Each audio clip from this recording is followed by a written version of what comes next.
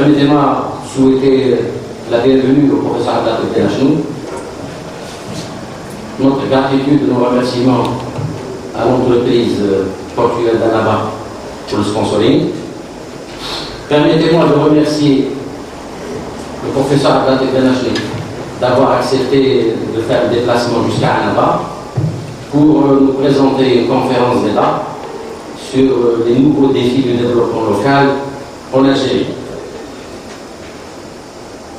Les raisons qui président au choix du thème et au choix de la personne idoine, la première raison, c'est l'importance et l'actualité du thème durant cette période très sensible en Algérie.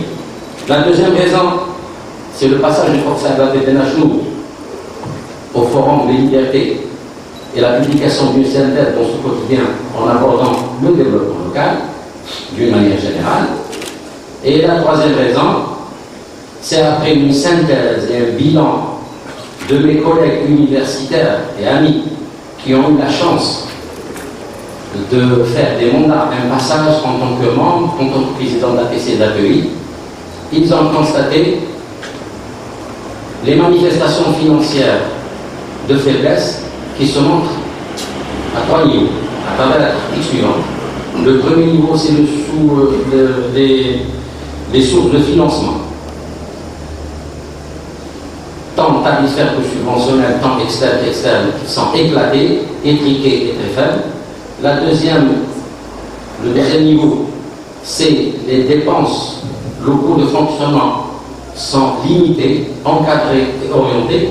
Et là où se situe le véritable problème, c'est le cadre juridique et comptable qui est très contraignant et globalement anachronique parce qu'il y a une inadéquation entre les prévisions et les réalisations. Et ce qui engendre bien sûr ce qu'on appelle un déficit de management ou un sous-management. À cet effet, nous avons l'honneur aujourd'hui de recevoir une personnalité d'obédience internationale, une personnalité professeur agrégé en économie, professeur Benachnou, ex-conseiller aux affaires économiques au niveau de la présidence de la République. Il était aussi ministre des Finances. Ministre des Finances, il en a démissionné. J'ouvre une petite parenthèse à travers les législatifs. Un économiste autrichien qui a eu le prix Nobel d'économie en 1914 sur ses travaux sur la conjoncture, Frédéric Hayek, avait dit: un économiste qui n'est qu'économiste peut devenir une gêne, si ce n'est un danger. Je ferme la parenthèse. En faisant parler des chiffres, avec une capacité d'analyse et de synthèse exemplaire, le professeur Benachnou va nous éclairer sur les différents aspects, domaines, formes du développement local. Il va nous expliciter les insuffisances, les contraintes, les enjeux et les défis du développement local, bien sûr en tenant compte des enseignements que l'on peut tirer des expériences étrangères, bien sûr en les adaptant aux spécificités socioculturelles de notre région.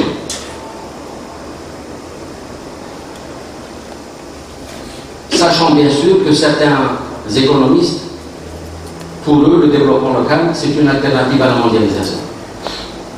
Pour d'autres, c'est le socle du développement et un des facteurs locaux de la vie politique nationale. Et si c'est nécessaire, pour être juste, émaner du local humain et ne saurait résulter du volontarisme d'en haut, ni être régenté d'en haut. Sincèrement, il m'est difficile de parler et de disserter de l'économie de développement en présence d'une personne qui a marqué toute l'histoire économique post-indépendante de l'Algérie, en présence de notre aîné, en présence d'une personne qui a marqué toute une génération d'universitaires maghrébins, sociologues, économistes et juristes. La parole est à vous, Monsieur le ministre.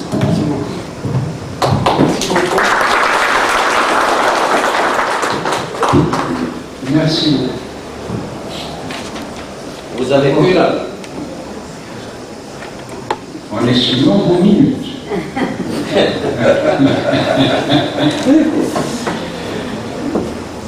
D'abord, je tiens, monsieur le directeur de l'école préparatoire, à vous remercier pour cette invitation.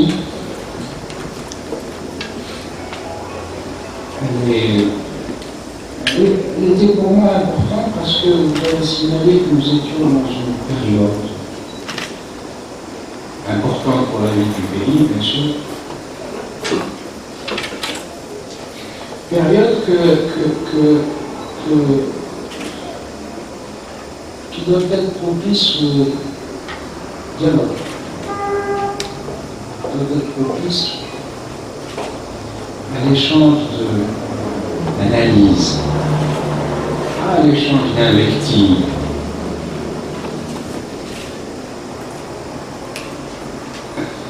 J'ai exprimé hier devant les amis ma position sur la période. Je suis pour la stabilité, mais je suis contre le statut. Stabilité, mais la stabilité ne signifie pas le statut quo. La stabilité signifie au contraire qu'on met à profit la stabilité pour enrichir nos politiques, pour dialoguer sur les politiques et pour développer de nouvelles choses. Nouvelle chose au sens de la politique économique et sociale, puisque c'est ce qui nous concerne le plus. Donc la stabilité, mes chers collègues, chers étudiants, chers lecteurs, stabilité n'est pas le statu quo. J'aurais peut-être à revenir au cours du débat sur cette question qui est tout à fait essentielle dans la période que nous vivons. Je reviens au sujet qui m'a intéressé et que j'ai proposé à monsieur le directeur. Développement local.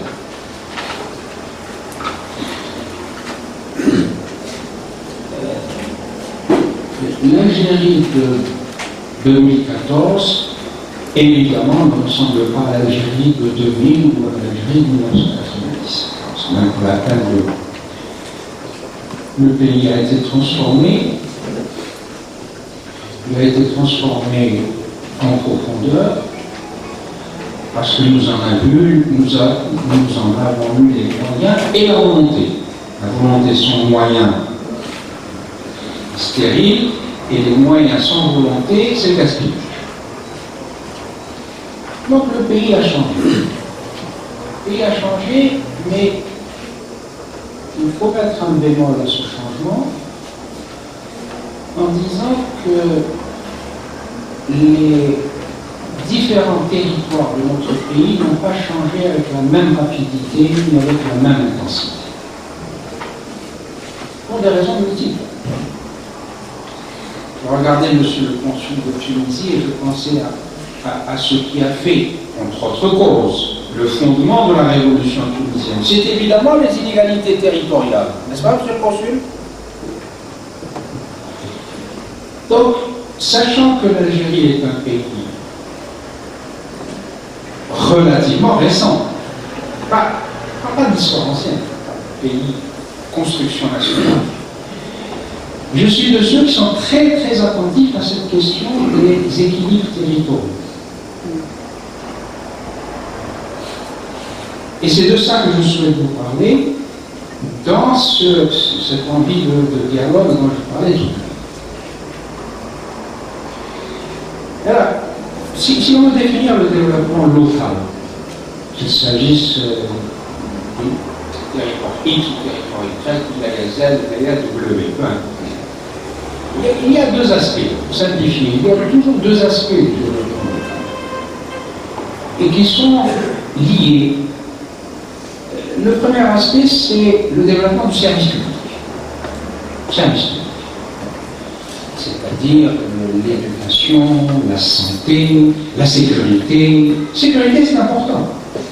Souvent, parce que nous avons la mémoire courte, nous oublions un certain nombre de choses. Et ce matin, je m'entretenais avec quelqu'un qui me dit les problèmes de sécurité. Attention, c'est très important. Je sais que c'est important. Donc, éducation, formation, santé, sécurité, infrastructure, c'est ça la sphère du service public.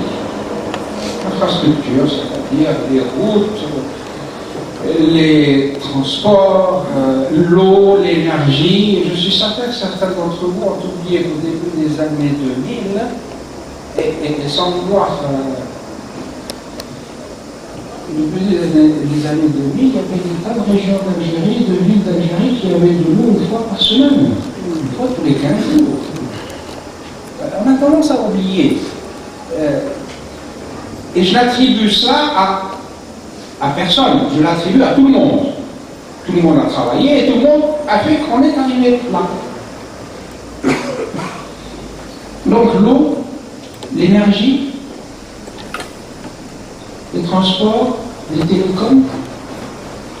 Je suis arrivé au gouvernement pour avoir un téléphone portable. Là, c'est le Osman. Il fallait Mohamed, qui était ministre des télécoms. Alors il fallait connaître Mohamed Moulay, mais pas avoir une ligne de téléphone. On lui dit Mohamed Moulay, il faut que j'appelle la frangine. Donc il y a 25 millions de téléphones qui courent dans les rues. Ça, c'est pas fait tout seul. Tout ça pour dire qu'il y a le premier aspect, c'est la sphère du service public. Elle s'est améliorée, mais elle ne s'est pas améliorée, je vais revenir de façon égale sur l'ensemble du territoire national. Il y a des différences. Et il y a des différences notables. Et il y a des différences inacceptables d'un point de vue politique. Il y a la sphère économique. Donc il y a la sphère du service du développement local, c'est le service public d'un côté, c'est la sphère économique de l'autre. C'est quoi la sphère économique? Pour simplifier, c'est l'exploitation agricole, l'usine et les services modernes. Alors elle aussi, cette sphère est importante. C'est d'abord l'agriculture. Et je tiens à Sylvain Asman à insister beaucoup sur l'agriculture. Parce que jamais nous n'avons été aussi fragiles que maintenant. Pas par rapport à nous-mêmes. S'il y a eu des améliorations, des choses se sont passées, on a mis des sous dans l'agriculture, c'est très bien, c'est très bien. Le problème, c'est que le monde a changé. Et jamais le marché mondial des produits alimentaires n'a été aussi dangereux pour nous que maintenant. Je répète, parce que c'est très important.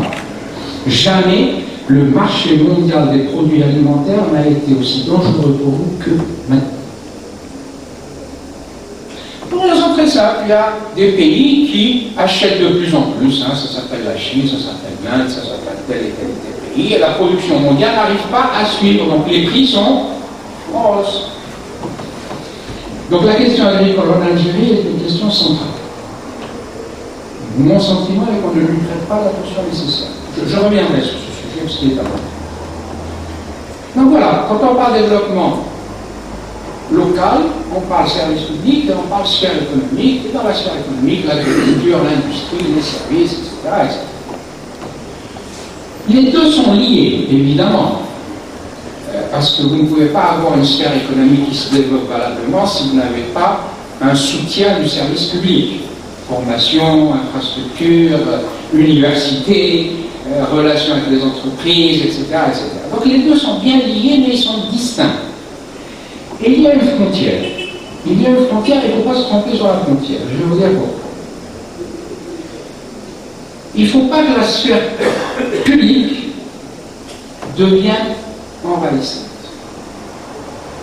Parce que si elle devient envahissante, elle va saper le développement de la sphère économique. Je vais prendre deux exemples. Comme ça, vous savez exactement de quoi je parle. J'ai quitté le gouvernement parce que je n'étais pas d'accord sur le financement de l'autoroute. Chacun le sait. C'était la deuxième fois que j'ai démissionné. Moi, je fais un récidiviste de la démission. J'ai démissionné 3 fois dans ma vie, et 3 fois